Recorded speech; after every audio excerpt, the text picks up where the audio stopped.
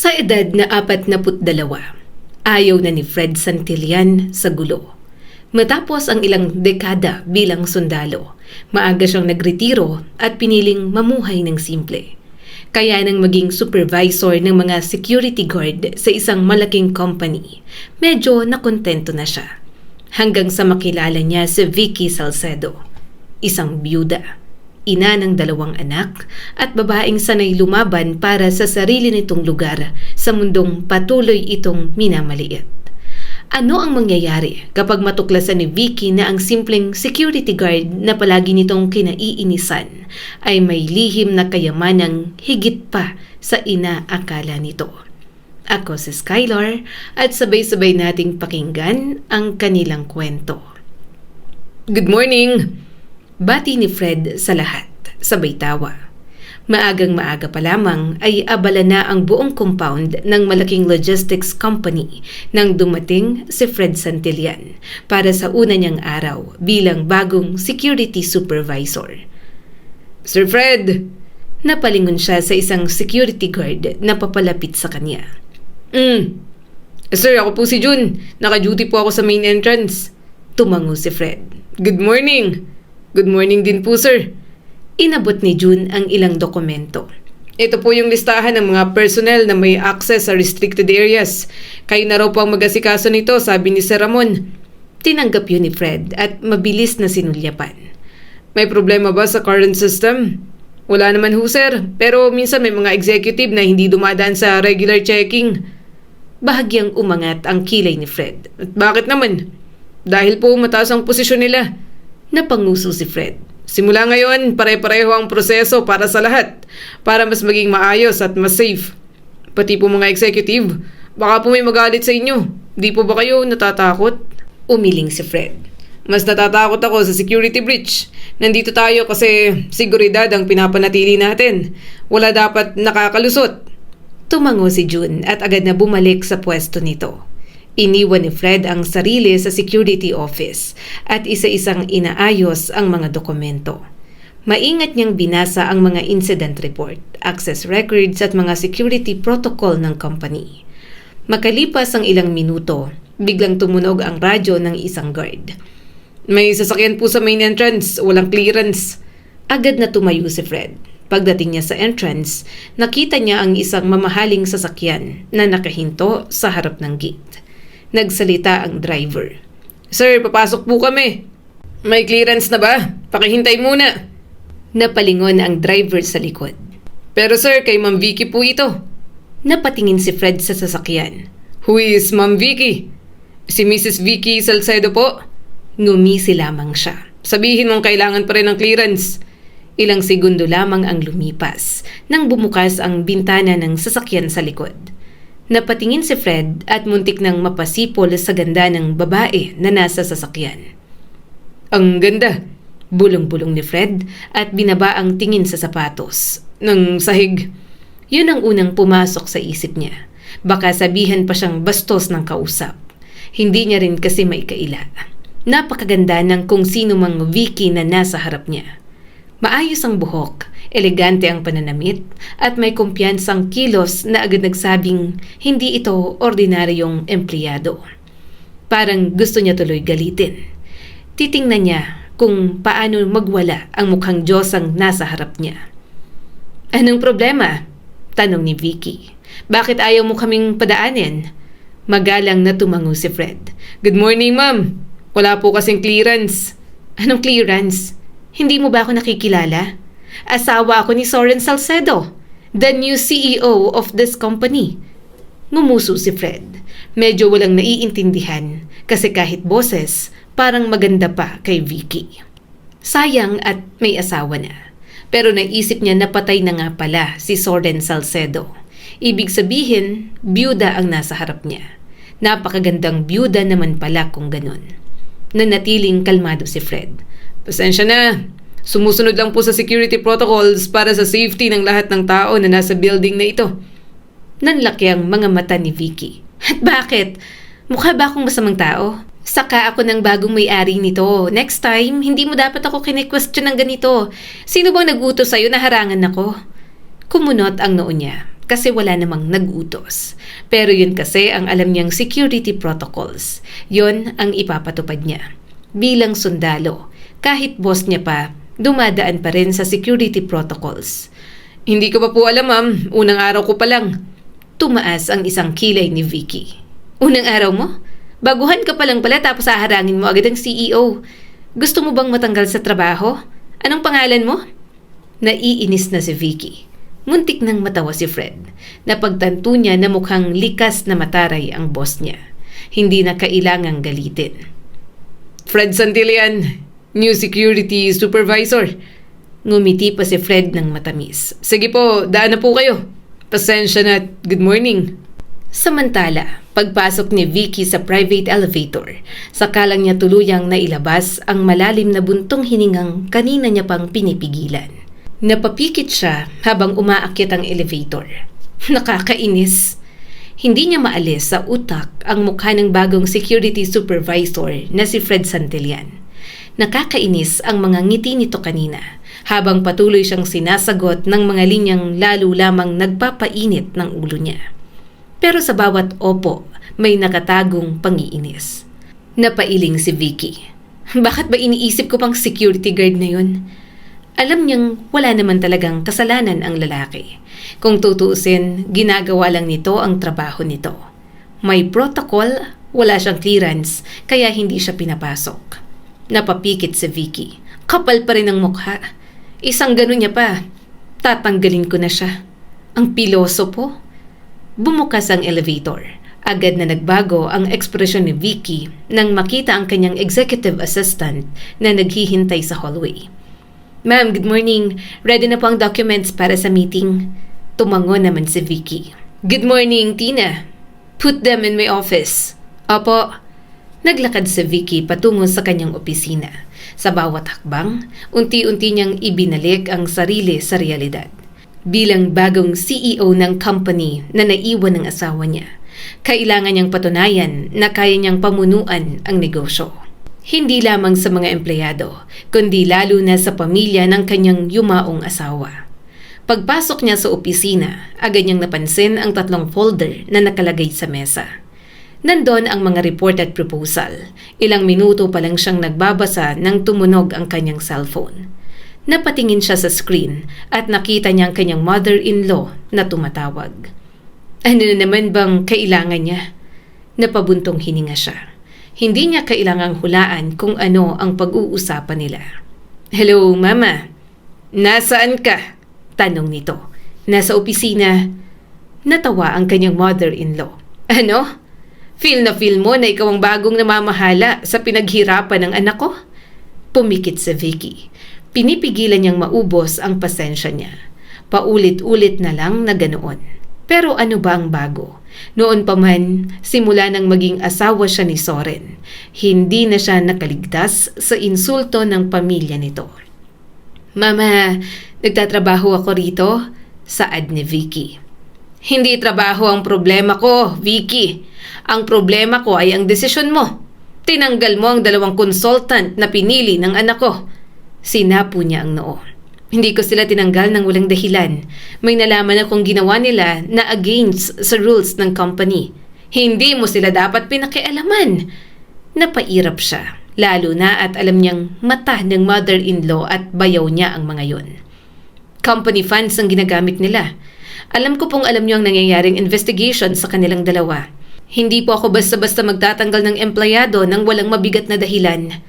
Pero ayaw pa rin magpatinag ng kanyang biyanan. Napaka-ambisyosa mo para mangarap na mapapatakbo ng maayos ang kumpanya ni Soren. Hindi mo alam kung paano pamahalaan yan. Sana ay si Stephen na lang. Siya ang mas nakakaalam niyan kaysa sayo. Natahimik si Vicky. Hindi niya hahayaan na bayaw niya ang mamahala roon. Hindi naman siya mangmang. Alam niyang may balak ang kanyang brother-in-law na agawin ang kumpanya. Hindi yun pwede. Hindi naman inaangkin ni Vicky ang kumpanya. Pero aalagaan niya yon para sa 2 niyang anak na talagang dapat magmana. Hindi pa kasi pwede, lalo na at bata pa ang mga ito. Pero dapat sa mga ito mapunta ang lahat. Masyado na silang maraming paghihirap sa kamay ng mga Salcedo. Kaya ngayong sila ang may kontrol, hindi na siya papayag na maapi silang mag-iina. Mama, mahinahon niyang sabi. Alam kong bago ito sa akin pero hindi ibig sabihin na wala akong alam. Hindi ka pa naman nakakapagpatakbo ng ganito kalaking kumpanya. Bulalas pa nito. Pero nag-aaral ako. May experience ako. Hindi sapat yan. Giit pa ng kanyang mother-in-law. Huminga ng malalim si Vicky. Ayaw niyang makipagtalo. Pero ayaw niya ring umatras. May legal rights ako sa kumpanya. Sa tingin ko wala po kayong karapatan na pakialaman ang mga desisyon ko ngayon dito sa company. Vicky! Hindi ko inaagaw ang pinaghirapan ng asawa ko, ma. Ito ang responsibilidad na iniwan niya sa akin at para po ito sa mga anak namin in the future. Hindi po kay Stephen na iginigiit ninyong mamahala rito. Tahimik na sa kabilang linya. Ngunit alam ni Vicky na hindi pa tapos ang kanyang biyanan. Akala mo kung sino ka? Kung tutuusin, mahirap ka lang naman noon. Pinulot ka lang ng anak ko. Naniga si Vicky. Parang may malamig na tubig na ibinuhos sa buong katawan niya. Ilang segundo siyang hindi nakapagsalita. Hindi yun ang unang beses na narinig niya ang ganong salita mula rito. Kung mahirap man po ako noon, mahinahon niyang sagot. Hindi naman yung dahilan para maliitin niyo ako ngayon. Sana matagal na po ninyong tinanggap ang katotohanan na ako ang asawa ni Soren. Sa akin niya ito iniwan, kaya ako ang mamamahala. Wala na ang anak ko, kaya isa ka lang byuda na walang kwenta. Usal pa nito. Napapikit si Vicky. Masakit pa rin marinig ang salitang yon. Byuda na siya. Parang bawat banggit ay nagpapaalala sa kanya ng isang pagkawala na pilit niyang tinatanggap araw-araw. Pero hindi siya maaaring gumuho. May mga anak siyang umaasa sa kanya. May kumpanyang kailangang pangalagaan. At may buhay siyang kailangan ipagpatuloy. Sa halip na makinig pa, pinatayan na lang ni Vicky ng tawag ang biyanan. Kahit ano namang sabihin niya, hindi gustong intindihin ito. At kahit gusto ni Vicky ng matiwasay na makapagtrabaho, hindi niya magawa dahil talagang pakialamero at pakialamera ang mag-ina. Mas lalo tuloy siyang na-motivate na ayusin ang ginagawa para mas lalong mag-init ang mag-ina sa kanya. Isang araw, pumasok si Stephen na may dalang folder. Vicky, I heard about the changes. Anong changes? Umupo si Stephen sa harap ng mesa ni Vicky at basta na lamang ibinagsak ang folder na dala nito. Napatingin siya ron bago muling itinuon ang tingin sa bayaw. Sa paraan pa lang nito ng pag-upo at pagtingin sa kanya, alam na niyang hindi ito pumunta ron para makipag-usap ng maayos. May kakaibang yabang sa kilos ni Stephen na para bang ito pa rin ang may karapatang magdikta sa loob ng kumpanya. Lahat ng ginawa mo simula nang maupo ka rito. Malamig na sagot ni Stephen. Binago mo ang approval process, binawasan mo ang spending ng mga department heads, pinatigil mo ang ilang supplier contracts at pinagbawal mo pang paggamit ng company vehicles para sa personal na lakad. Hindi agad sumagot si Vicky. Isa-isa niyang inalala ang mga desisyong binanggit ni Stephen. Totoo ang lahat ng yon, pero bawat pagbabago ay may dahilan naman siya. Hindi siya basta nagpapakitang gilas. Pinag-aaralan niya ang bawat desisyon. Hindi naman siya mangmang na basta nalang sisirain ang kumpanyang mamanahin ng mga anak niya. Lahat ng yan ay ginawa ko matapos kong basahin ang reports at pag-aralan ang records ng company. Mahinahon niyang sabi. Hindi ko binago ang approval process para pahirapan kayo, kundi para magkaroon ng accountability sa bawat gastusin. For suppliers, may nakita kong discrepancy sa presyo at terms. Bahagyang tumawa si Stephen. Yun ang tawang nagpaparamdam kay Vicky na minamaliit siya. Hindi na bago sa kanya yon, pero alam na niya kung paano harapin. Documents? Ulit nito. Akala mo naman may naiintindihan ka sa mga documents na yan. Vicky, huwag kang magmagaling sa akin dahil wala ka namang utak para patakbuhin ang ganito kalaking company. Nagbasa ka lang ng ilang reports at akala mo, kaya mo nang baguhin ang buong sistema rito. Hindi dahil asawa ka ni Soren ay ibig sabihin, alam mo na ang lahat. Naramdaman ni Vicky ang pag-init ng kanyang pisngi. Sa pagkakaalam niya, may utak siya. Mahirap man siya, alam niya sa sarili niyang matalino siya. Iginapang niya ang kanyang pag-aaral. Para sa mga Salcedo, hindi naman siya kailanman naging sapat.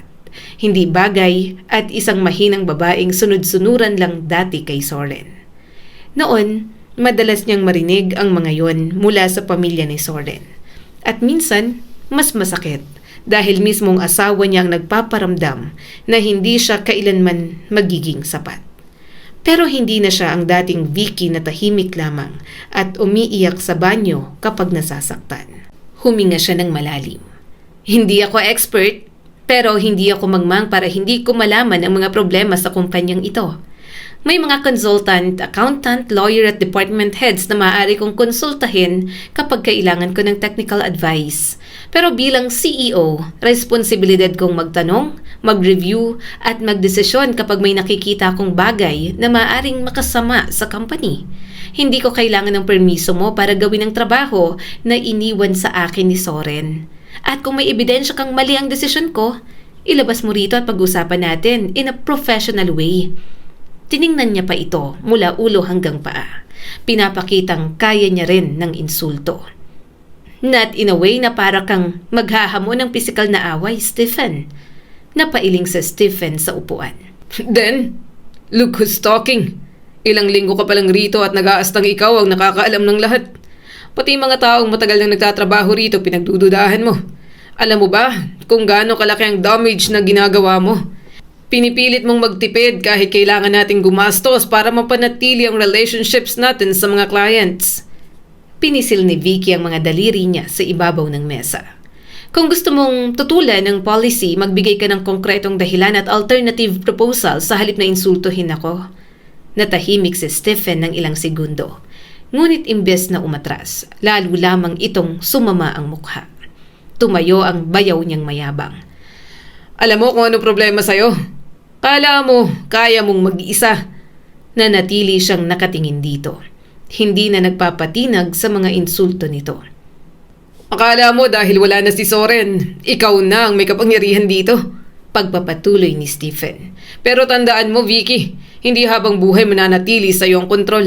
May board, legal arrangements at mga taong mas may karapatan dito kaysa iniisip mo. At kung ipagpapatuloy mo ang ginagawa mo, sa tingin mo, hindi ka mawawalan ng suporta. Kapag nangyari yun, huwag kang magulat kung isang araw, ikaw at ang mga anak mo wala ng karapatan dito. Parang may kumurot sa dibdib ni Vicky. Ang mga anak niya ang pinakamadaling puntiryahin sa kanya. Alam yon ng pamilya ni Soren. Alam ng mga ito na kaya siyang takutin kapag mga anak niya ang pinag-uusapan. Pero hindi niya yon ipapakita. Hindi mo kailangan gamitin ang mga anak ko para takutin ako. At sa lahat ng tao, alam mo na sila ang mas may karapatan dito. Mariin niyang sabi.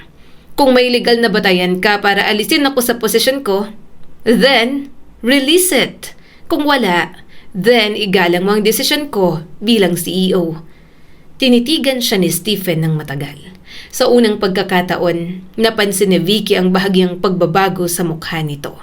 Parang hindi nito inaasahang sasagot siya. Dati, baka yumuko na si Vicky. Baka humingi na siya ng tawad kahit wala naman siyang kasalanan. Pero ngayon, hindi na. May mga anak siyang kailangang protektahan.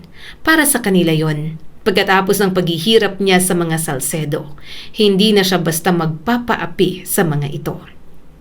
Kung wala kang magandang sasabihin, lumabas ka sa opisina ko. Seryosong sabi ni Vicky. Leave.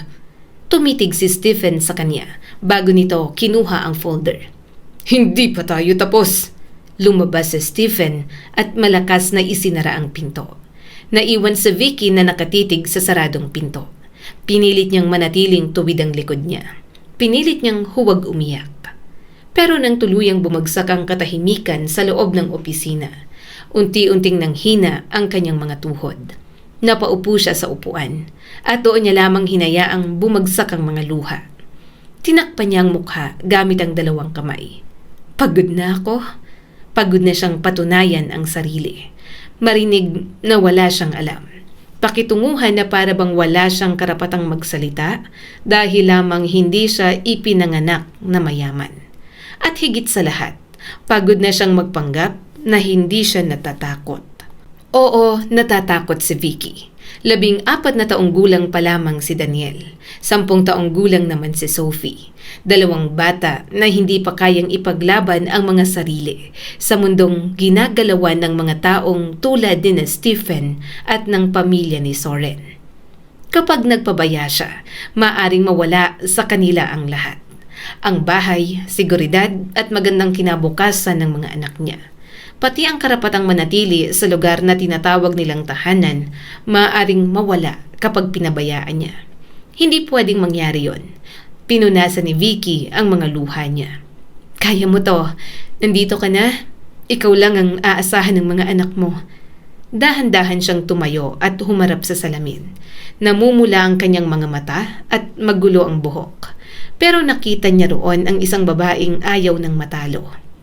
Hindi ako pwedeng sumuko, bulong niya sa sarili.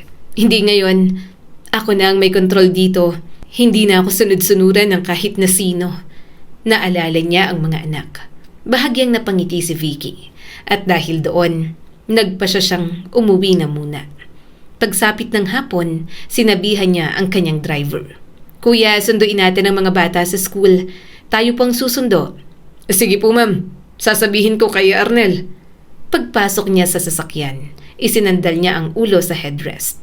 Sa buong araw, nakaramdam siya ng kaunting ginhawa.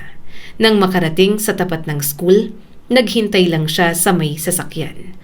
Ilang minuto lang ang lumipas nang makita niya ang 2 pamilyar na figura na tumatakbo papalapit sa kanya.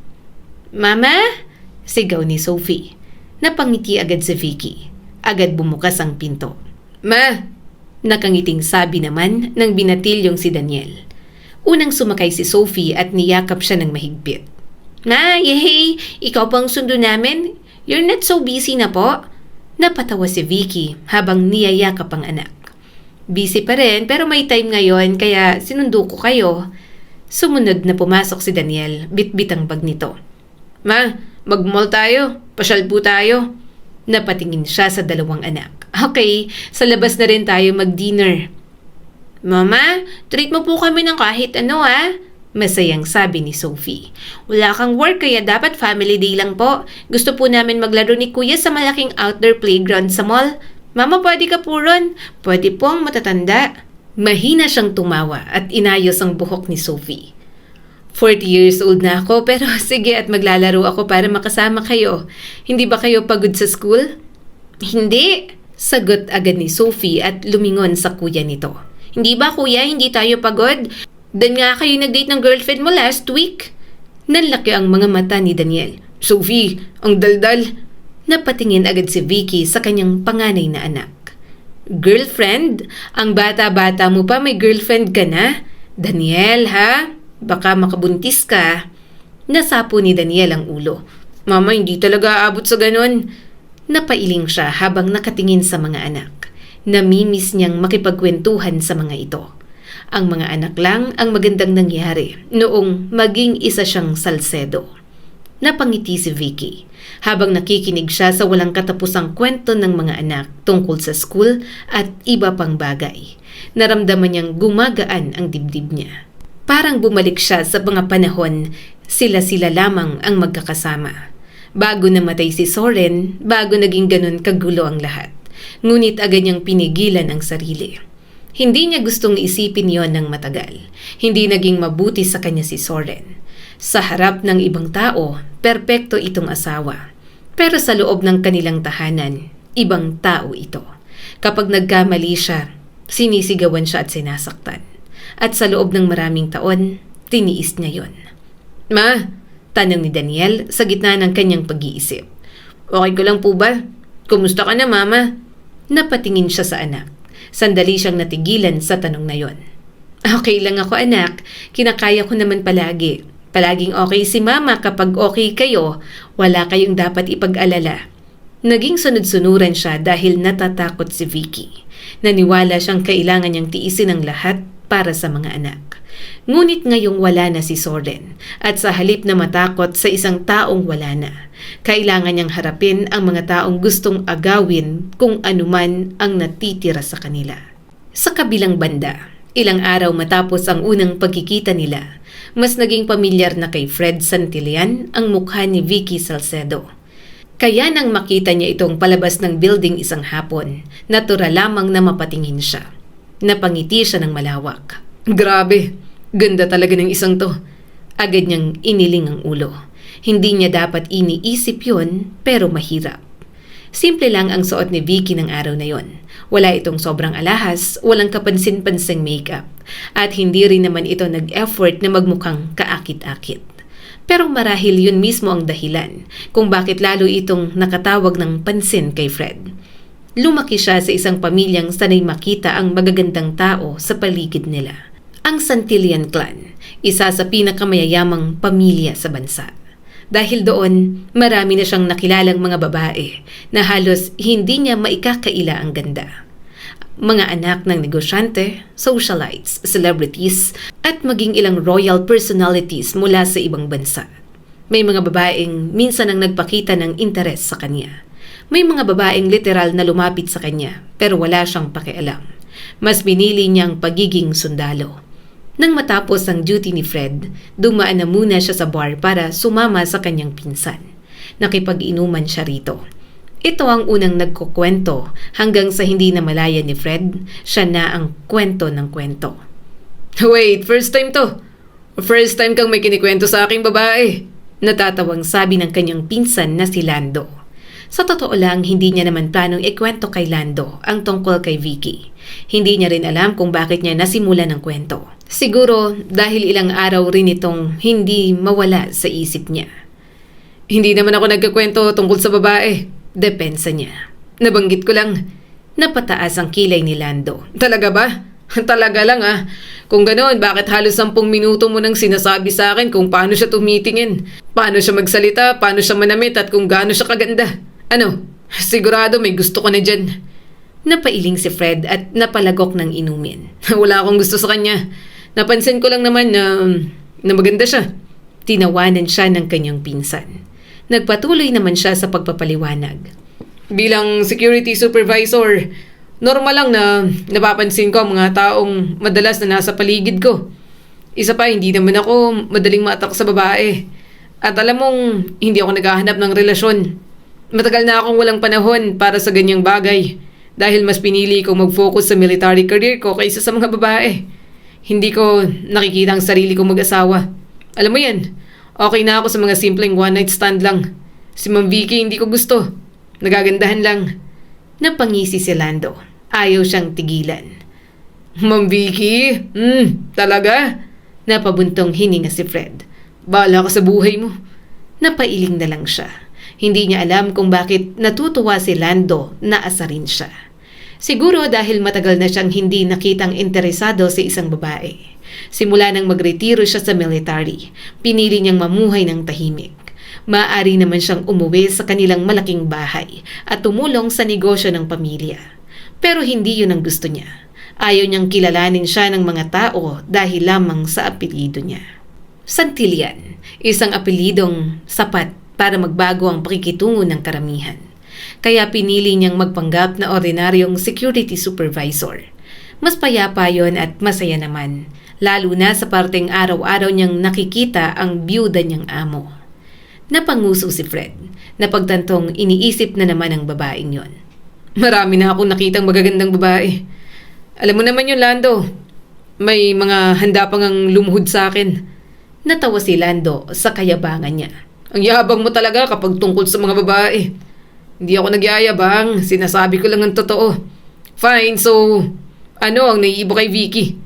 Tanong pa ng pinsan niya na parang sinasapul talaga siya sa pinakamahina. Sandaling natahimik si Fred. Naalala niya ang unang araw na nakita niya ito.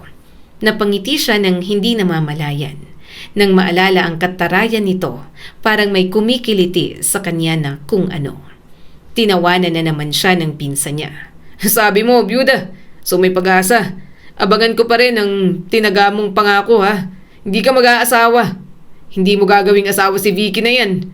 Umismid naman siya at itinanggi agad. Talaga namang hindi ako mag-aasawa. Kahit si Vicky pa yan. Pero para siyang sinisilaban sa mga sinasabi niya. Para may mga maliliit na ugat na tumututol sa kanya. Kasi ang mga ganong postura at klaseng babae na katulad ni Vicky, alam na alam niyang ideal at masayang maging asawa. Isang hapon, nakita niyang palabas ng building si Vicky. Nasa main entrance siya noon at kinakausap ang dalawang guard tungkol sa isang bagong security procedure nang mapansin niya ito sa malayo. Agad na napunta ron ang tingin niya.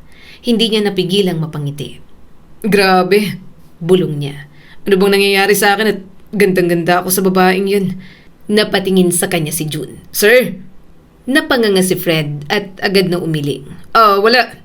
Nang muling bumalik ang tingin niya kay Vicky, nakita niyang papalapit ito sa entrance. Mabilis niyang ibinalik ang atensyon sa trabaho. Hindi niya alam kung bakit bigla siyang naging conscious. At pagkatapos nitong makaalis, ilang segundo pa ring nakatingin si Fred sa direksyong tinahak nito. Napailing siya sa sarili. Baka tigang ka lang talaga, Fred. Kaya gandang-ganda ka sa malditang yan. Napangiti siya ng kaunti. Para na naman siyang kinikiliti. Pero nawala ang ngiti niya nang makarinig ng isang malakas na putok ng baril. Sir Fred! Mabilis siyang napalingon sa guard na tumatakbo patungo sa kanya. Nabaril po si Ma'am Vicky. May putok po sa labas, sir. Natamaan po siya sa balikat. Hindi na nagtanong pa si Fred. Agad siyang tumakbo. Nang makita niya si Vicky, nanlamig ang katawan niya. May dugo sa balikat nito. Napalingon agad siya sa paligid. Cover her! Utos agad ni Fred. Secure the area. Lock down the exits. Tingnan niyo ang CCTV sa kabilang building at alamin kung saan nagagaling ang bala. Inutusan niya agad ang security na nakakita kung saan galing ang direksyon ng bala. Lumapit agad siya kay Vicky na nanghihina dahil sa tama ng bala. Napansin niyang nanginginig ang kamay nito. Habang ginagawa ng mga tauhan niyang iniutos niya, nanatili siya sa tabi ni Vicky. Mabuti na lang at hindi kritikal ang lagay nito. Ngunit hindi naging kampante si Fred. Mabilis niya itong binuhat at dinala sa sasakyan. Anong nangyayari? Naluluhan itong tanong habang iniinda ang sugat. Inayos niya ang pag-upo nito sa likod ng sasakyan. Shh! Dadalhin ka namin sa ospital. Nagmamadaling nagmaneho ang driver ni Vicky. Nang makarating sa ospital, hinayaan niya na ito sa mga doktor. Siya naman ay kinausap na ang mga pulis at ang security. Hindi pwedeng magpabaya, lalo na at klarong may nagtatangka sa buhay ni Vicky. Hindi naman siya obligadong gawin yon. Hindi siya personal security ng CEO. Based sa location ng sasakyan at angle ng impact, posible na galing sa kabilang building ang shot. Paliwanag ni Fred na narinig niya rin sa mga ibang personnel. Kailangan yung tingnan ang rooftop access at fire exits. Posibleng may taong nag-observe sa routine ni Ma'am Vicky bago ginawang pag-atake. May suspect po ba kayo? Umiling si Fred. Wala pa. Pero hindi ko ituturing na random incident ito hanggat walang ebidensyang nagpapatunay.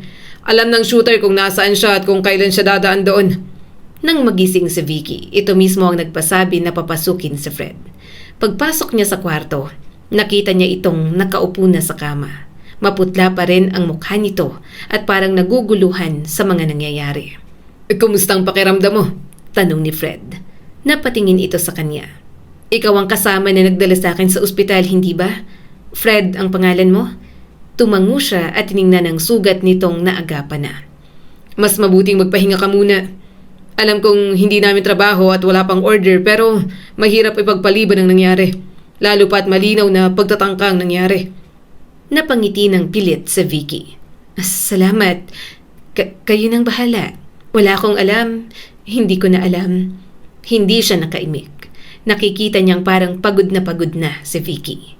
Kahit ito, walang ideya sa mga nangyayari. Gusto niya pa sanang magtanong kung may alam itong posibleng magtangka ng buhay. Pero nakikita niya sa mga mata nito na natatakot talaga. May nalaman ba kayo? Sinong gumawa? Pilit na tanong ni Vicky. Umupo si Fred sa upuan sa tabi ng kama. May initial assumptions kami. Posibleng galing sa kabilang building ang bala at mukhang may taong nag-position doon bago ka dumating. Hindi pa namin masasabi kung sino ang shooter. Pero ipapacheck namin ang CCTV, fire exits at mga taong pumasok at lumabas sa lugar. Tumango si Vicky. Sa tingin mo, babalik siya para tapusin ako? Posible. Nakita niyang napalunok si Vicky.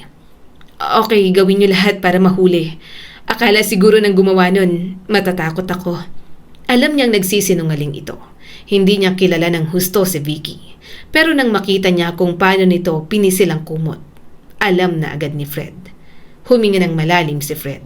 Sa tingin ko, kailangan niyong mag-ingat. Sa pagkakataong yon, hindi na napigilan ni Vicky ang mga luha. Umiyak ito ng tahimik hanggang sa naging mga hagulgol na yon. Akala ko mamamatay na ako. Kung natuluyan ako, paano ng mga anak ko? Natatakot ako na mawala. Kasi bata pang mga anak ko. Walang poprotekta sa kanila kundi ako lang. Sabi ni Vicky habang walang tigil sa paghikbi. Umawang ang bibig ni Fred. Hindi niya alam kung ano ang gagawin. Hindi yon ang unang beses na may nakita siyang babaeng umiiyak.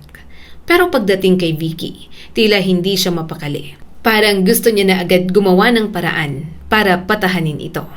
Ma'am, mahinahon niyang sabi. Tahan na. Mas lalo itong naiyak. Mas lalo namang nataranta si Fred. Pagod na ako.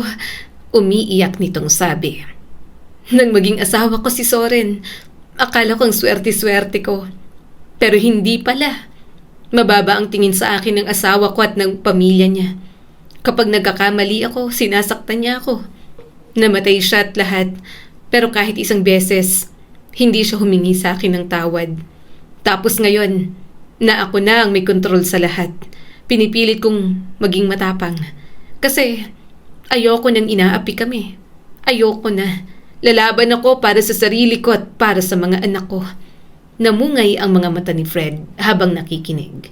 Sa likod ng tapang at matapang nitong mukha, nandun pala ang durog at wasak nitong pagkatao. Kaya lang, pagod na ako magpanggap na kaya ko. Humagulgol palalo si Vicky. Hindi ako malakas. Tama sila. Nagpapanggap lang ako na kaya ko lahat. Pero ang totoo, natatakot ako. Natatakot akong mawala ang lahat. Natatakot akong isang araw, wala nang matira sa mga anak ko. Hindi alam ni Fred kung ano ang gagawin. Hindi siya sanay sa ganoong sitwasyon. Sanay siyang humarap sa panganib, magbigay ng utos at protektahan ang mga tao. Pero hindi siya sanay na yakapin ng isang babaeng umiiyak. Gayunpaman, bago pa niya mapag-isipan ng maayos, lumapit si Fred at marahan itong niyakap. Nanigas pa si Vicky ng una. Ngunit ilang segundo lang ang lumipas, tuluyan itong napahagulgol sa balikat niya. Napapikit si Fred. Ramdam niya ang bigat ng pag-iyak nito. Parang hindi lamang sugat sa balikat ang kailangan nitong pagalingin. May mas malalim na sakit na gusto niyang gamutin. Sige, umiyak ka lang. Mahina niyang sabi. Iyak mo lahat ang nararamdaman mo ngayon. Mas mahigpit na kumapit si Vicky sa damit niya. Hindi ko alam kung hanggang kailan ko kakayanin. Paano kung maulit? Paano kung matuluyan ako sa susunod? Wala akong ibang tatakbuhan. Sinong tutulong sa akin? Sino? Marahan niyang hinaplos ang buhok ng kanyang amo. Pwede ako. Mapagkakatiwalaan mo ko. Habang ako ang naka-assign sa seguridad ninyo, gagawin ko ang lahat para hindi ka basta malapitan ng sino mang gustong manakit sa'yo. Unti-unting humina ang pag-iyak ni Vicky. Ayaw pa niyang pangalanan ang nararamdaman. Ngunit sigurado siya na hindi lamang trabaho ang dahilan kung bakit gusto niyang protektahan si Vicky. At yon ang bagay na higit na ikinabahala niya sa lahat ng nangyayari ngayon. Sa kabilang banda, hindi alam ni Vicky kung kailan siya nakatulog. Ang huling naaalala ni Vicky ay ang pakiramdam ng matatag na mga bisig ni Fred sa paligid niya at ang bigat ng mga luha niya na matagal niyang pinigilan. Pagkatapos noon, tila unti-unting nagdilim ang kanyang paningin hanggang sa tuluyan siyang lamunin ng antok. Nang magmulat siya, madilim na ang labas ng bintana. Ilang segundo siyang nakatitig sa kisame. Sinusubukang alalahanin kung nasaan siya. Ospital? Nandito nga pala ako sa ospital. Dahan-dahan niyang iginalaw ang balikat at bahagyang napangiwi dahil sa sakit.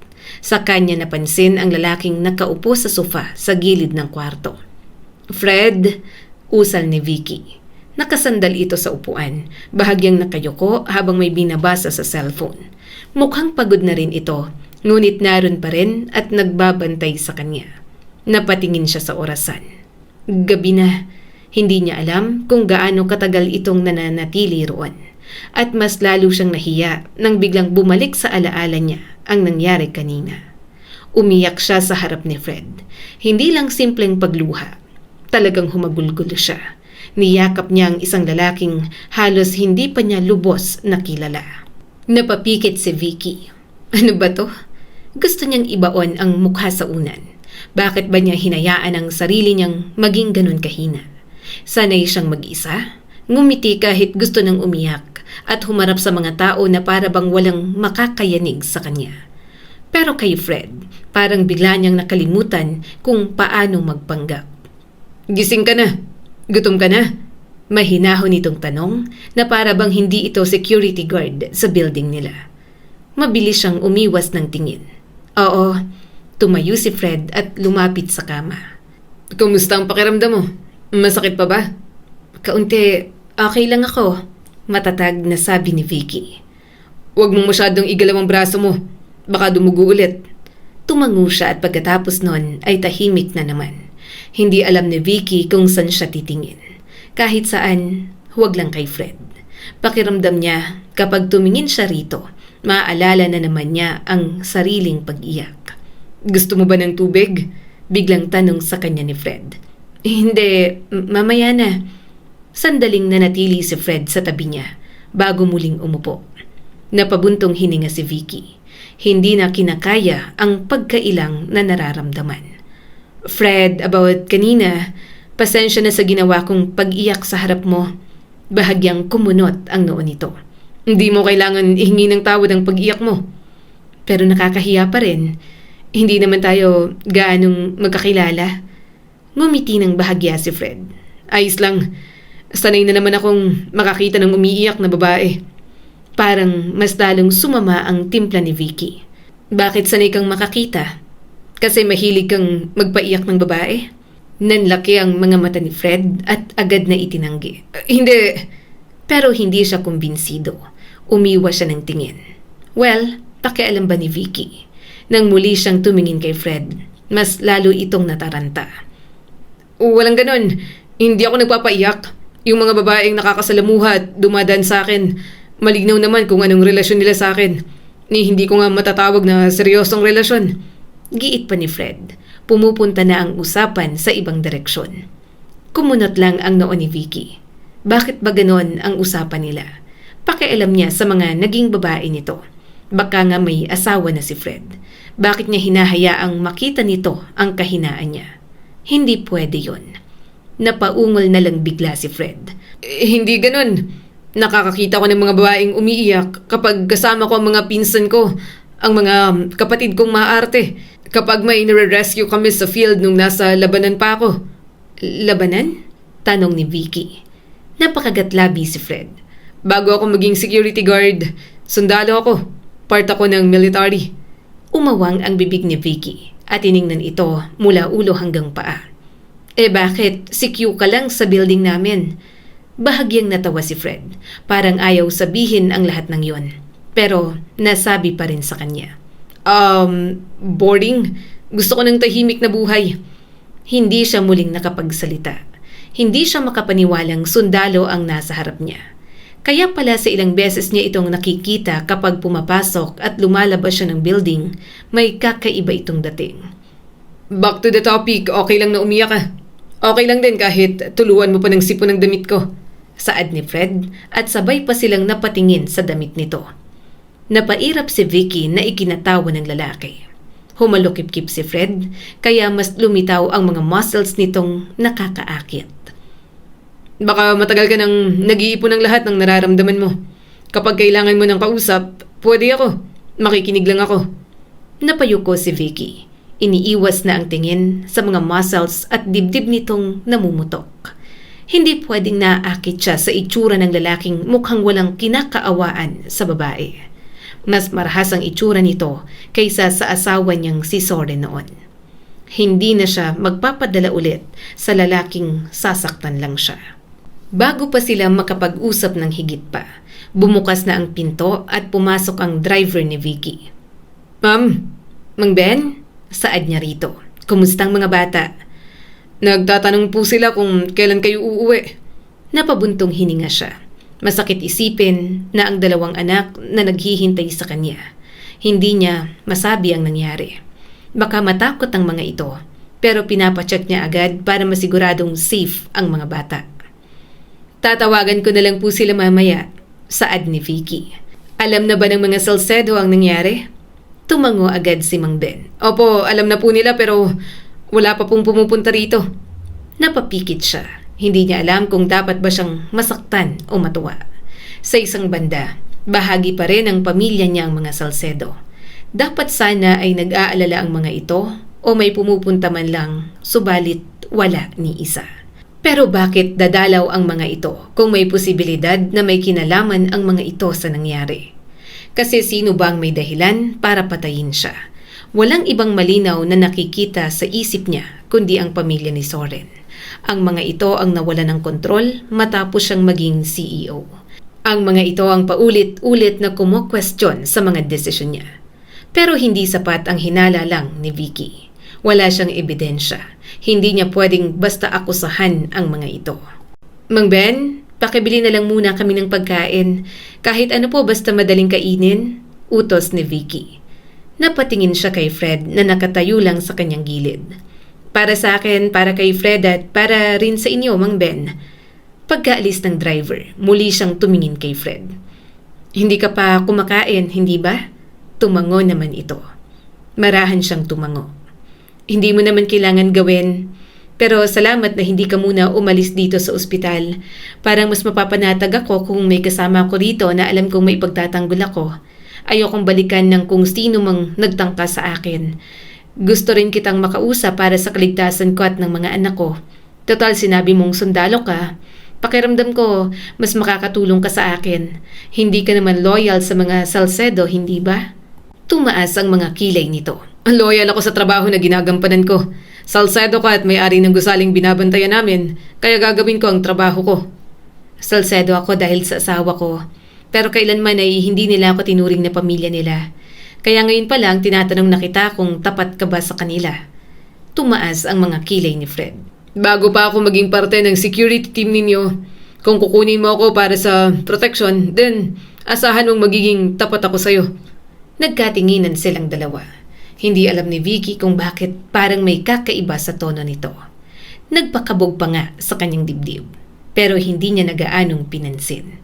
Mabuti kung ganun, seryosong sabi ni Vicky. Wala nang bakas na umiyak siya kanina. Hindi ko na kailangan ng mga taong tatraidor sa akin. Doon ka sa sofa umupo, mamaya pag-usapan natin pagkatapos kumain. Tatawagan ko lang ang mga anak ko. Napabuntong hininga si Fred at marahang tumango. Okay, kinuha ni Vicky ang cellphone niya.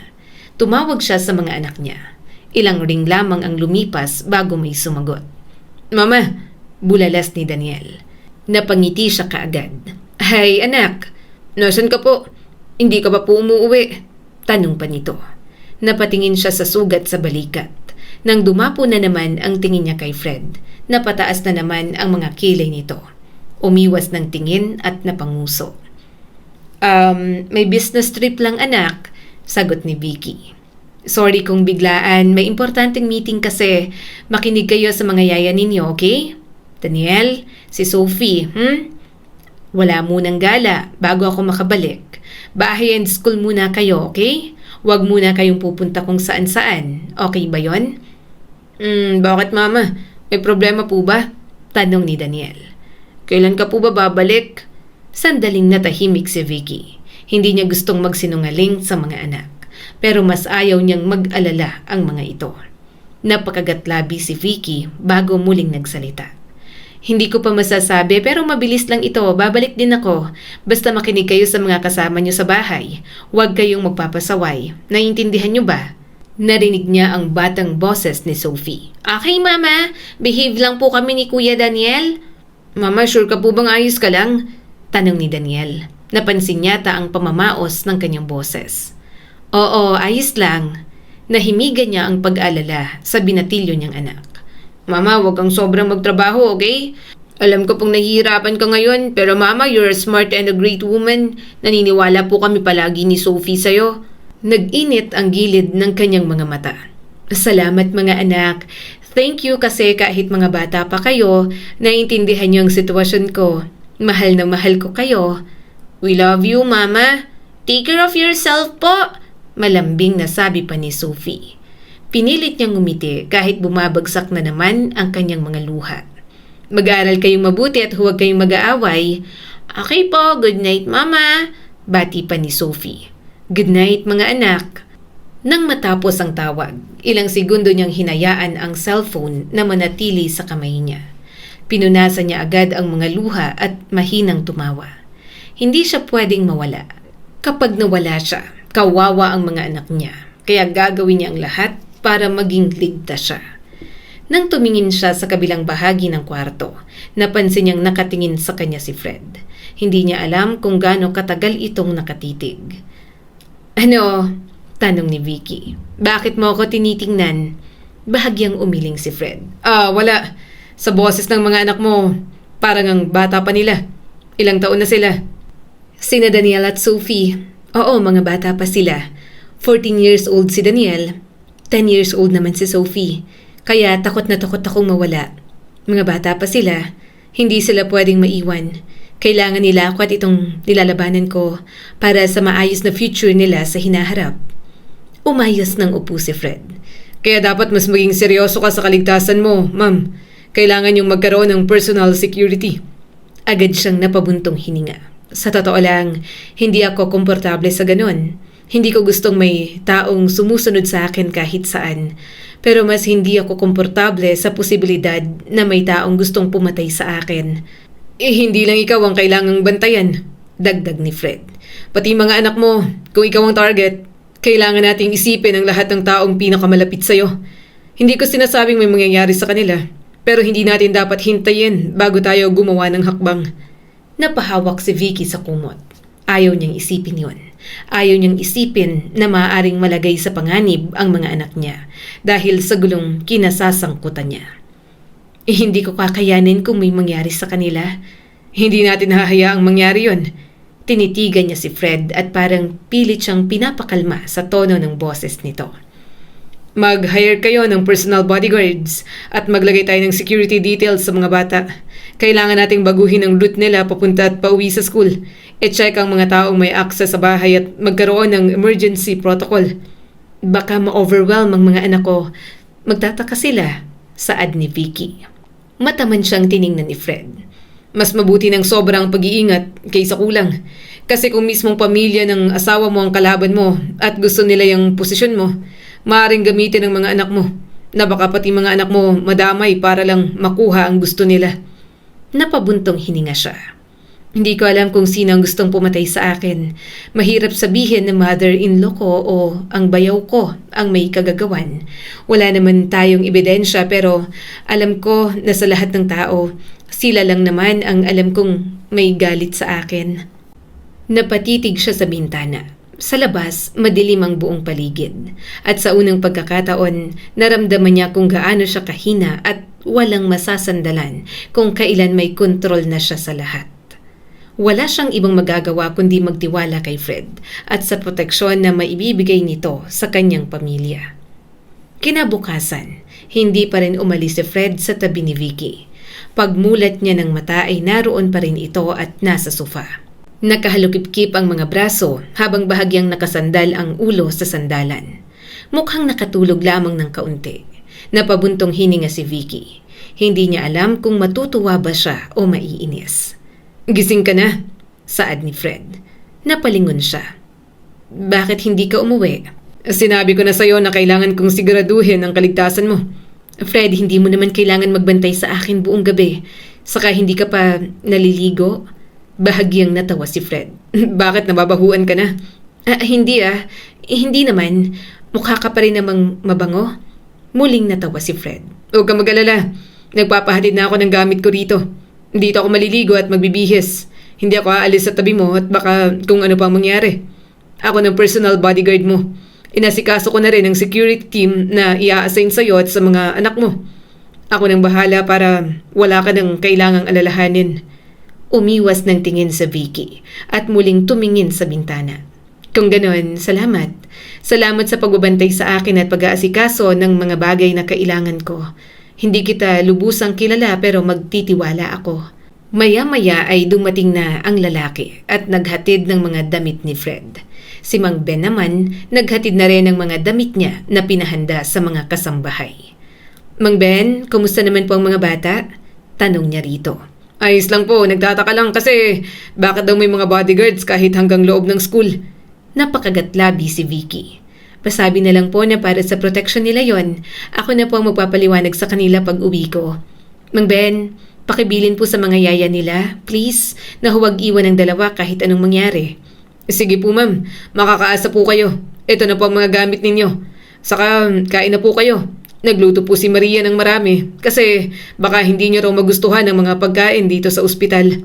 Napangiti siya ng kaunti. Salamat Mang Ben, salamat po talaga sa inyo. Parang pamilya na rin ang mga kasama nila sa bahay. Siguro dahil mula noon alam na ng mga ito ang mga pinagdaanan niya kay Soren at sa mga Salcedo. Sa mga ito at sa best friend niya na lang siya nakakapagsabi ng sama ng loob. Habang kumakain si Vicky, may dumating na 2 security personnel sa kwarto.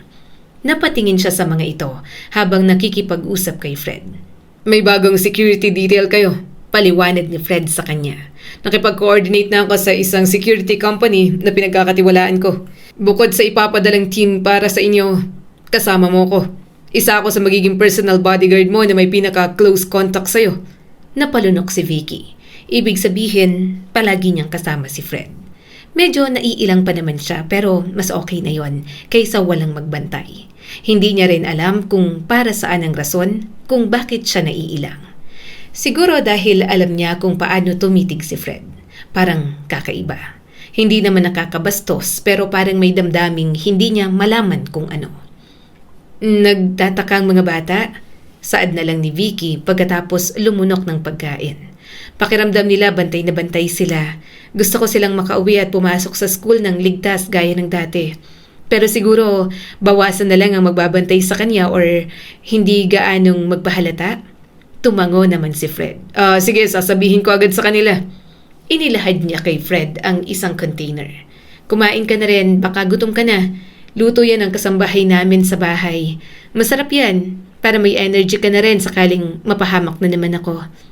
Tipid na napangiti si Fred at tinanggap yon. Salamat. How about you? Ha? Napatingin si Vicky sa sariling pagkain. May pagkain ako. Kumakain na ako. Tumawa si Fred at binuksan yon. Alam ko, ang tinatanong ko, marunong ka bang magluto?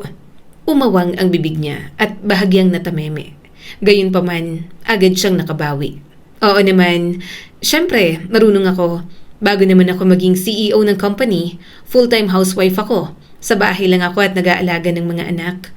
Mabuti may alam ka sa pagpapatakbo ng company, tanong pa ni Fred. Wala naman talaga akong alam. Pero dati rin kasi akong secretary ni Soren. Marami akong alam. Alam ko kung paano sila mag-isip. Observer ako sa lahat ng bagay noon. Saka galing man ako sa mahirap na buhay. Napagtapos ko ang sarili ko sa pag-aaral. Nakapagtrabaho rin. Tumaas ang mga kilay ni Fred. Pinagtapos mo ang sarili mo sa pag-aaral? Bakit? Nasaan bang mga magulang mo? Ulila na ako. Kaya nga nang mabuntis ako ni Soren, pumayag na ako magpakasal sa kanya dati. Gusto ko ng sarili kong pamilya. Natahimik na si Fred habang nakatitig sa kanya. Kaya sumubo na lang ulit siya ng pagkain at marahang umuya. Parang marami na siyang nabahagi na personal na bagay kay Fred ilang araw pa lang. Gayunpaman, bakit pa siya mahihiya? Pati mga takot niya ay alam na nito. Ikaw, kumusta ang mga anak at asawa mo? Tanong na lang ni Vicky. Biglang natawa si Fred. Bakit mukha ba akong may asawa at mga anak na? Ilang taon akong nasa labanan lang. Wala akong ganyan.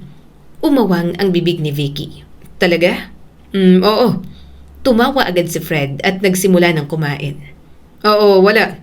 40 years old na ako pero wala pa. Ang gwapo ko pa rin ano. Mabuti nga, hindi nasirang mukhang to sa labanan. Umismid naman si Vicky.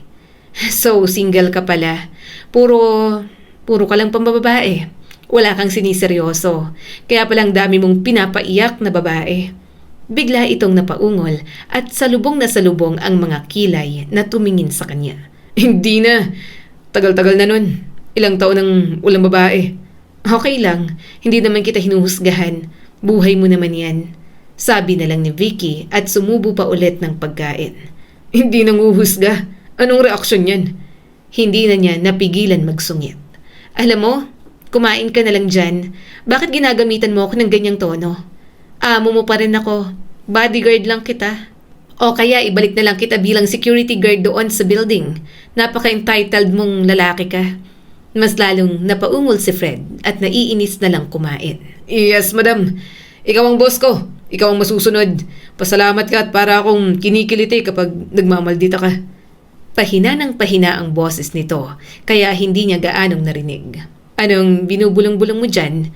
Tanong niya. Wala madam. Singhal naman ni Fred. Naiinis din naman si Vicky, pero may multo ng ngiti sa kanyang mga labi habang kumakain. Paano ba naman mukhang masayang maging kaibigan ang katulad ni Fred? Masarap asarin at may magtatanggol pa sa kanya. Nang muli silang magkatinginan habang puno ang mga bibig ng pagkain, unti-unti silang napangiti. Maya-maya'y napatawa na lang ng malakas. Tumatawa ka naman pala. Akala ko habang buhay ka ng maldita, saad ni Fred. Naluluha siya sa kakatawa at medyo napadaing pa dahil sa sugat niya sa braso. Hindi naman talaga ako maldita. Pero syempre, kailangan ko ng tumindig para sa sarili ko at para sa mga anak ko. Ayokong isipin ng mother-in-law ko at bayaw na magpapaapi ako gaya ng dati. Hindi ko nahahayaan, lalo na ngayon na ako nang may kontrol sa lahat. Maskara ko lang ito para hindi nila ako kayanin. Pero ang totoo, takot din talaga ako. Hindi rin ako sigurado sa mga ginagawa ko. Basta ang alam ko lang, inaayos ko. Lahat ng to para pagdating ng panahon na malalaki ng mga bata, makuha nilang dapat sa kanila. Namungay ang mga mata ni Fred at nanatili ang ngiti. Kaya mo yan. Alam kong kaya mo yan, madam. Hindi pa kita kilala pero kitang-kita naman kung paano ka maging ina sa mga anak mo. Basta kung kailangan mo ng tulong, kahit ano pa yan, magsabi ka lang sa akin at tutulungan kita.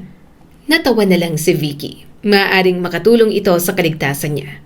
Gayunpaman, may mga bagay pa rin naman na alam ni Vicky na siya lang ang makakaayos sa buhay niya.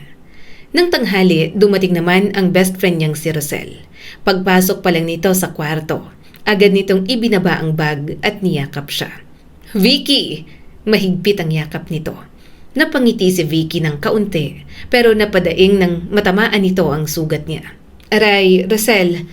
Mabilis na nataranta si Rosel. Sorry.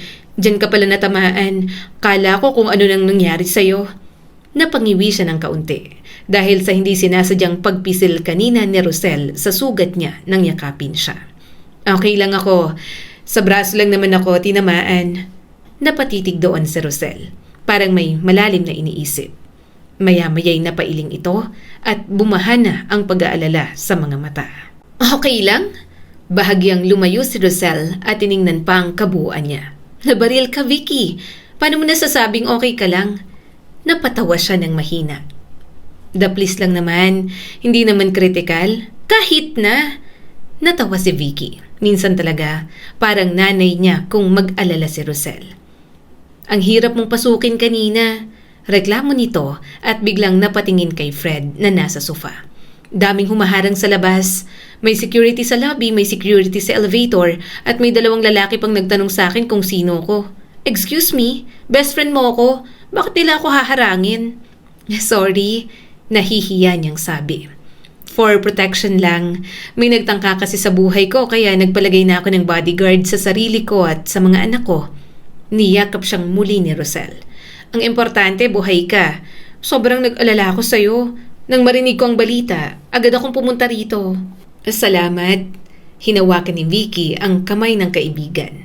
Salamat sa pag-aalala mo. Sandaling natahimik si Rosel bago tumingin sa paligid. Muli na naman itong napansin si Fred. Sino ba yung lalaki na yan? Bakit nandito sa loob? Napalingon si Vicky kay Fred. Personal bodyguard ko. Nanlaki ang mga mata ni Rosel. Personal bodyguard? May mga bodyguard ka na sa labas, di ba? Di pa ba sapat yon? Tumango si Vicky. Oo, mas kampante ako na may mga bodyguard ako na close contact sa akin. Mas mabuti nang maingat. Natatakot din kasi talaga ako sa nangyari. Marahang tumango ang kaibigan niya, pero parang mukhang tutol. Pero may mga personal matters ka na hindi dapat naririnig ng ibang tao. Dapat kahit may bodyguards ka, bigyan mo pa rin ng distansya. Alam ko naman yan, pero sa ngayon, hahayaan ko muna siya sa malapit. Fresh pa rin ang nangyari kaya nandito pa rin ang takot ko. Ang higpit ng security mo.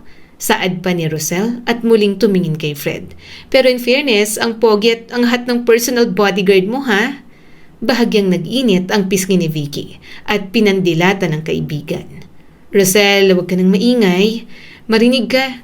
Saka security guard talaga yan sa building. Pero since kasama siya sa nagdala sa akin sa ospital at nalaman kong sundalo pa, napanatag ako na mapoprotektahan niya ako. Saka siya rin ang nag-contact sa security team para sa akin at para sa mga anak ko.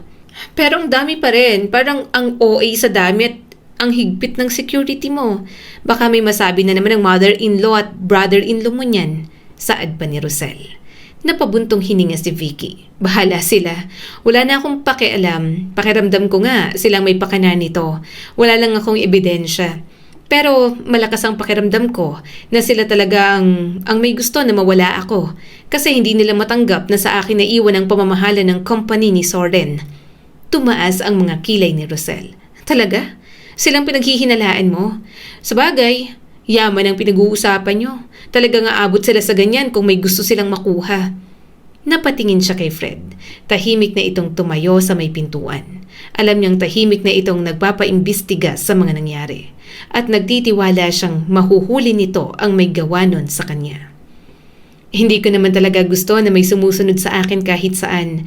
Pero pakiramdam ko, safe ako sa kanya at napagkakatiwalaan ko. Nakangiting sambit ni Vicky. Sa gitna ng lahat ng nangyayari, kahit paano ay gumaan ang pakiramdam niya. Mabuti na lamang at dumalaw ang best friend niyang si Rosel.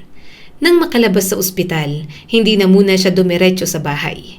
Sa kondo muna siya nanatili habang sariwa pa ang kanyang sugat. Sigurado kasing magtatanong ang mga bata tungkol doon. Gayunpaman, kahit may iniinda, diretso siyang bumalik sa kumpanya. Hindi siya pwedeng magpahinga. Maraming kailangang ayusin. May mga kontrata na kailangang i-review. Hindi siya pwedeng magpabaya dahil palagi siyang bantay sarado sa kanyang bayaw. Ultimo isang pagkakamali lang, pinupunan na agad nito at palalakihin palalo. Pagpasok niya sa building, agad siyang sinalubong ng security personnel. Napatingin siya sa paligid. Mas mahigpit na ang seguridad. Walang makakapasok ng walang proper identification. Napangiti siya ng kaunti at napalingon kay Fred nang makasakay sila ng elevator. Siya nga pala Fred, sino bang head nitong security team na kinuha mo para sa akin? May kailangan ba akong pirmahan? Bayad to, hindi ba? Huwag mo nang alalahanin. Ako nang bahala. Kumunot ang kanyang noo. Anong ikaw ang bahala? Ako ang kumuha ng serbisyo nila kaya ako ang makikipag-negotiate.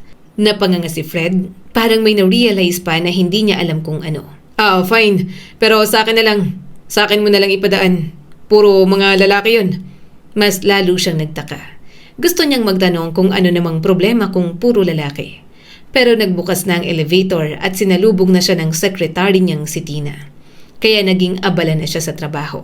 Si Fred naman, hinayaan niya na lang sa paligid niya. Nasasanay na rin naman si Vicky na kumilos na parang walang bodyguard na nagbabantay sa kanya. Tahimik din naman kasi si Fred at hindi malikot. Parang robot lang na nakabantay. Kakain na ka ng lunch. Anong gusto mo? Tanong niya rito. Biglang napangisi si Fred. Gusto mo akong kasabay kumain? Umismid naman agad si Vicky. Ilang linggo na kitang kasabay kumain. Saka ka lang humihirit ng ganyan. Saka parang ang pangit naman na kumakain ako tapos hindi ka kumakain. Nandyan ka lang sa paligid. Saka palagi naman nating kasabay si Tina sa pagkain.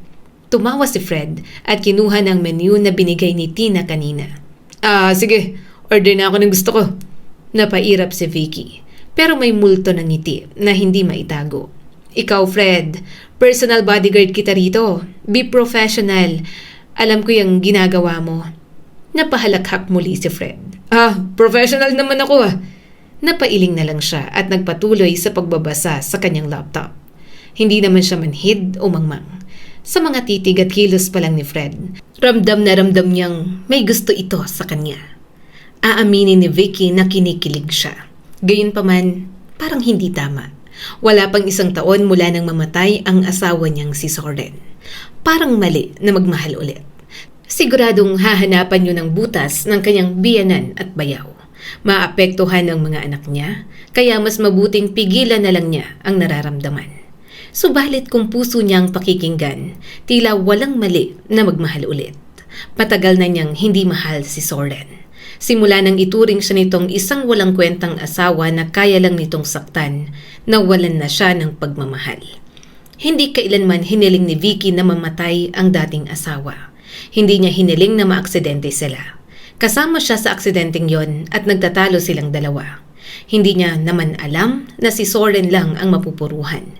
Nang araw ng libing ni Soren, umiyak siya. Hindi dahil masakit, kundi dahil sa wakas, natapos na ang kanyang paghihirap. Nang medyo okay na, bumalik na siya sa bahay. Agad siyang sinalubong ng kanyang mga anak. "Mama!" Yakap agad ni Sophie. "Ang tagal mong umuwi!" Mahigpit niya itong niyakap pabalik. "I'm sorry, anak." Lumapit naman sa kanya si Daniel at niyakap din siya. "Mama, hindi na ako bata. Kung may nangyari, please sabihin mo sa akin. Bakit bigla na lang may mga bodyguards kami?" Tinitigan niya ang mga anak. Matatalino talaga ang mga ito. Wala siyang kahit na anong maitatago. Kaya nang ikwento niya at malaman ng mga ito, iyak ng iyak at panay ang tingin sa sugat niyang naghihilom na. "Mama!"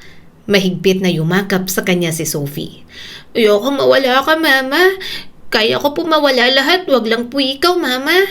"Anak!" Napatingin siya kay Daniel na naluluha na rin. Hinila niya ito at niyakap na lang din. Mahal na mahal niya ang mga bata. Gagawin niya ang lahat para sa mga ito. Itataya at isusugal niya, huwag lang masira ang buhay ni na Sophie at Daniel. Sinapo ni Daniel ang mukha niya. "Mama, ang dami mo nang pinagdaanan. Sinasaktan ka ni Papa. Ang baba ng tingin ni Lola at Tito sa'yo. Hindi mo sinasabi, hindi mo pinapahalata pero alam naming lahat. Alam naming mga bata pa ang tingin mo sa amin pero kapag may ganitong problema, magsabi ka sa amin, Mama. Kahit sa akin, hindi naman na po ako bata. Maintindihan ko na. Mahal na mahal ka namin, Mama, at ayaw naming mawala ka." Muli na naman siyang napaiyak. Kahinaan at lakas niya talaga sina Sophie at Daniel. Matagal siyang nagtiis. "Mama, alam ko po na sinisikap mong patakbuhin ang company ni Papa para sa amin." Umiiyak na sambit ni Daniel. "Pero Mama, nahihirapan ka. Mas gusto po naming masaya ka at simple kaysa ganito. Kung gusto nila ang company na yun, sa kanila na. Bahala na. Kapag naging mahirap, alam kong kakayanin natin, Mama. Mag-aaral kami ng mabuti ni Sophie. Hindi kami magrereklamo. Basta tayong 3, Mama. Magkakasama tayo at hindi ka na mahihirapan. Kaya natin yon, Mama." Natawa siya habang umiiyak. Hinaplos niya rin ang mukha ng binatilyo. Mabuti na lang at hindi ito nagmana kay Soren. "Anak, hindi naman pwede yon. Ipaglalaban ko kung anong para sa inyo. Para sa kinabukasan ninyo yon. Kapag hinayaan ko sa kanila, pagdadamutan kayo. Ayoko mangyari yon. Kaya huwag na kayong mag-alala. Lumalaban naman ako. Pinag-aaralan ko lahat." Muli niyang niyakap ang mga ito. Kaya niya pa. Lalaban pa siya para hindi sila maging kawawa sa bandang huli. Alam niya nag-aalala ang kanyang mga anak. Gayunpaman, bilang ina, kapakanan at kinabukasan ng mga ito ang iisipin niya. Hinding-hindi na sila mayuyurakan ng mga Salcedo. Nang mapatingin siya kay Fred, nakita niyang namumungay ang mga mata nito habang nakatingin sa kanya. Napangiti na lang siya. Proud na proud si Vicky. Ipinagmamalaki niya ang mga anak na mahal siya. Pagkatapos nilang mag-iyakan, pinagluto niya ng pagkain ng mga bata. Na-miss daw ng mga ito ang luto niya. Nang mapatingin siya kay Fred, mukha itong natatakam kaya inaya niya na rin na kumain. "Mama, sino po siya? Ang big naman ng katawan," bulalas ni Sophie. Hindi napigilang tumawa ni Vicky. "Siya si Fred. Personal bodyguard ko siya pero more on kaibigan ko. Mabait naman siya at palangiti kahit big ang body niya, anak." Seryosong tumingin si Daniel kay Fred at tiningnan ito mula ulo hanggang paa. "May gusto ka ba sa mama ko?"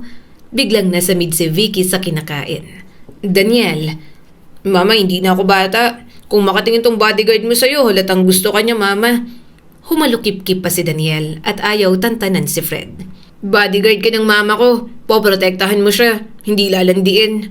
Nagkatinginan sila ni Fred. Nagiinit ang mga pisngi niya sa mga sinasabi ni Daniel. Hindi naman sila nagkakaaminan ni Fred na gusto nilang isa't isa. Pero siguro nga halata sa mga titig nila na may something pa rin sa kanila. Ang observant ng anak mo, natatawang sabi ni Fred.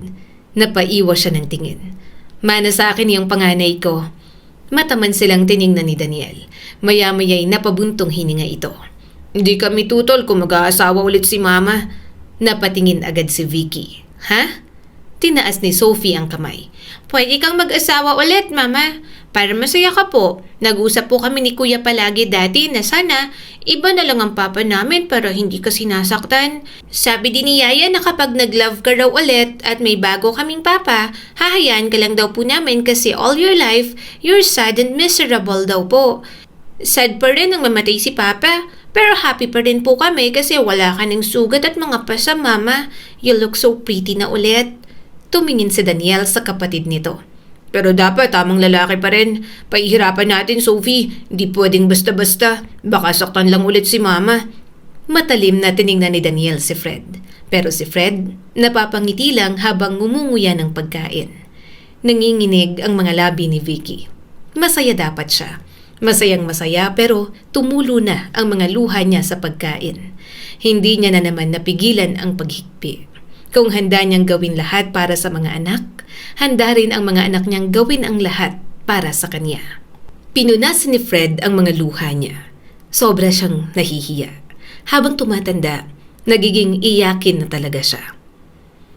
Mukhang padadaanin muna ako sa butas ng karayom ng mga anak mo ah. Napahalakhak ng kaunti si Fred. Pero ayos lang. Worth it naman ang paghihirapan. Mas lalo siyang naiyak dahil sa mga sinabi nito.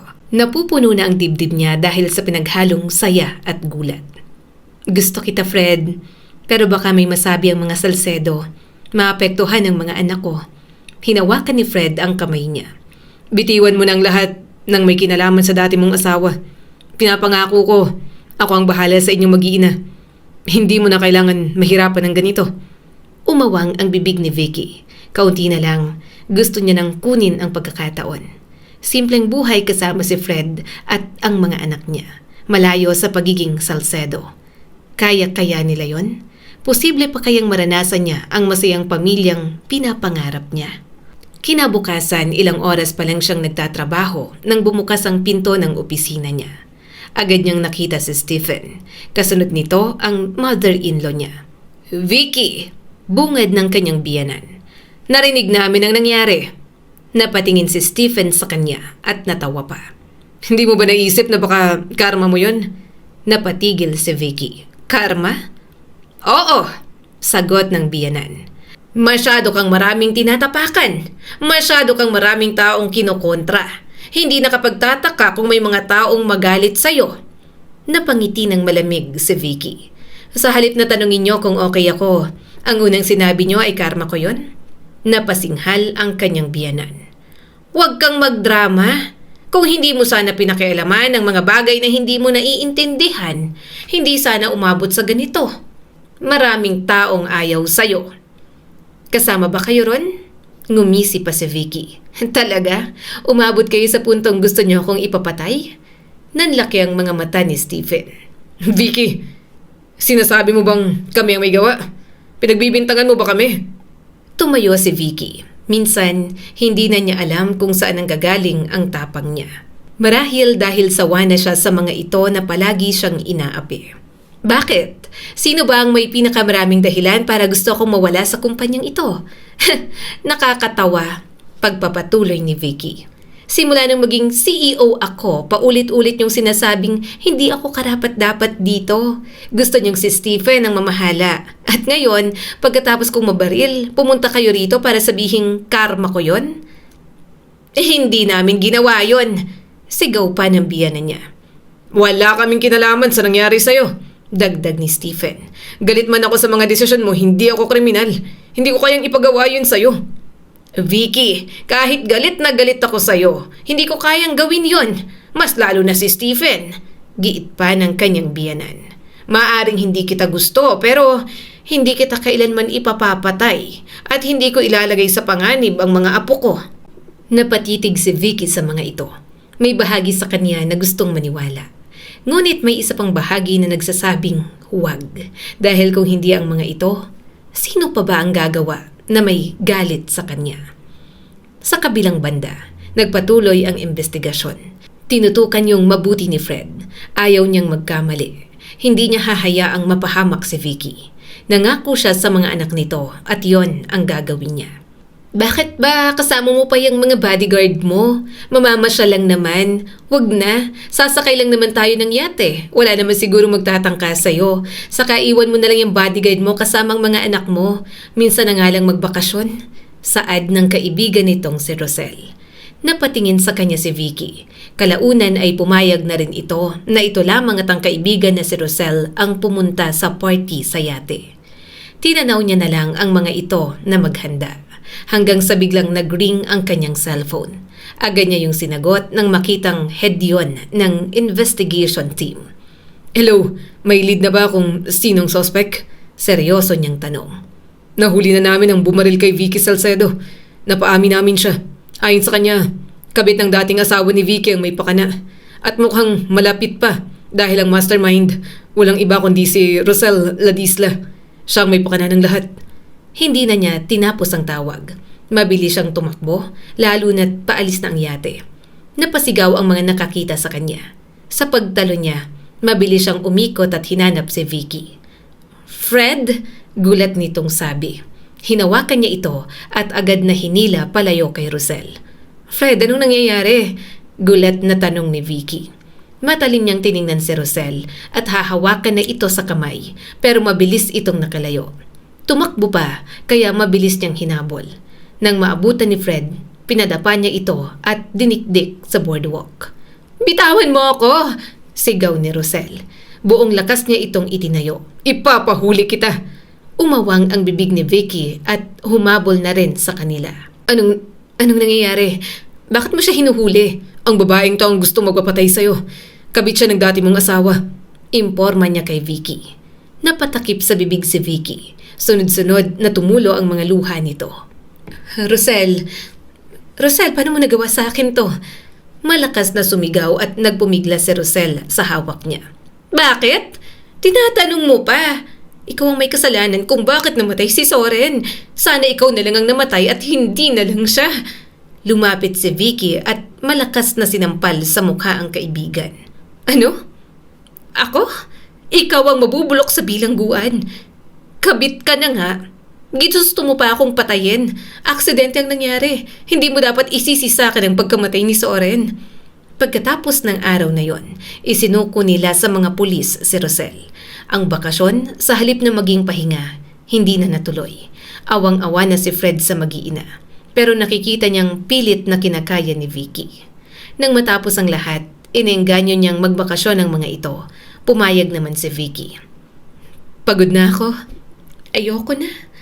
Ang gulo-gulo, naluluhang sabi nito. Hinila niya ito, marahang niyakap at hinalikan sa noo. Sumama na lang kayo sa akin. Bitiwan mo na ang lahat ng to. Ako nang bahala sa inyong mag-iina. Sa pagkakataong yon, binitiwan na nga nito ang kumpanya. Hindi na inilaban pa ang kumpanyang pilit nitong pinapatakbo. Ipinaubayan na ni Vicky ang buhay nito at mga anak sa kanya. At alam ni Fred sa kanyang sarili na hinding-hindi niya bibiguin ang mga ito. Tito Fred, maliit lang bang house mo? Tanong ni Sophie. Kasya naman tayo dun, di ba? Natawa na lang si Fred. Sinagot naman ni Daniel ang kapatid. Sophie, maliit man o malaki ang bahay. Okay na yon, simple ng buhay natin. Okay lang basta masaya tayo. Saka dating sundalo lang si Tito Fred. Hindi siya sobrang yaman. Wala na tayong maids kaya matuto ka maglinis ng room mo. Ngumuso si Sophie at nakipagtalo sa kapatid. Ikaw kayang makalat sa room mo, kuya. Tama na kayo. Mapipiko na naman ang isa sa inyo. Basta ano man ang mangyari, tulungan tayo sa bahay. Kasama niyo naman ako. Usapan namin ni Fred siyang magtatrabaho para sa atin, kaya tayo maging maayos tayo sa bahay, okay? Bili naman ni Vicky. Napangiti siya lalo. Walang ideya ang mga ito kung gaano kalaki ang bahay niya. Hindi rin alam ng mga ito na kinuha niyang dating maids at drivers ng mga ito na nag-aabang na sa bahay. Kaya nang makarating, gulat na gulat ang mag-iina nang makita ang bahay niyang mas malaki pa sa bahay ng mga ito. "Tito Fred, bakit parang palace ang house mo? Dito tayo titira?" Tanong ni Sophie habang pababa, at nang makita ang yaya, mabilis itong tumakbo. "Yaya!" Tumakbo rin si Daniel at niyakap ang mga maid at driver na naging pamilya na ng pamilya nila. "Fred, ano to? Bakit ganito? Akala ko sundalo ka lang," tanong ni Vicky. Mahina siyang tumawa at hinalikan ito sa pisngi. "Sundalo lang naman talaga ako." "Fred, oo. Sabihin na lang natin na old money lahat ng to. I'm Santillan. Wala ka bang naririnig na Santillan sa business world?" Nanlaki ang mga mata ni Vicky at nasapo ang bibig. "Santillan? Isa sa mga pinakamayamang pamilya. Don't tell me, bahagi ka ng pamilyang yon?" Mas lalo siyang tumawa at iginiya na ito papasok. "At magiging bahagi ka na rin. Tatanggalin ko ng pagiging salsedo mo at ng mga bata. Dahil simula ngayon, pamilya ko na kayong tatlo. Hindi na rin makapaghintay ang mga kamag-anak ko na makilala kayo. Akala kasi nila hindi na ako mag-aasawa." Napaiyak na lang si Vicky at patalon na yumakap sa kanya. Pareho lang naman sila na gusto ng simple at masayang pamilya. Gusto lang nitong maging simpleng may bahay na inaasikaso ang asawa at mga anak. Pero kahit mayaman na ganoon, alam niyang kayang-kaya niyang ibigay yon kay Vicky. Hindi niya hahayaan na dumating ang araw na magsisi ito na ipinagkatiwala na ang lahat sa kanya. Ang kwentong ito ay nagpapaalala sa atin na huwag sumuko sa kabila ng mga pagsubok. Sa bawat luha at sakit, may bagong pag-asa. Patuloy lang na lumaban at magtiwala sa sarili. Dahil pagkatapos ng hirap ay may ginhawa. At sa bawat pagsubok ay may tagumpay na naghihintay sa atin. Muli, ako si Skylar at sana ay may bago na naman kayong natutunan sa kwento natin ngayon.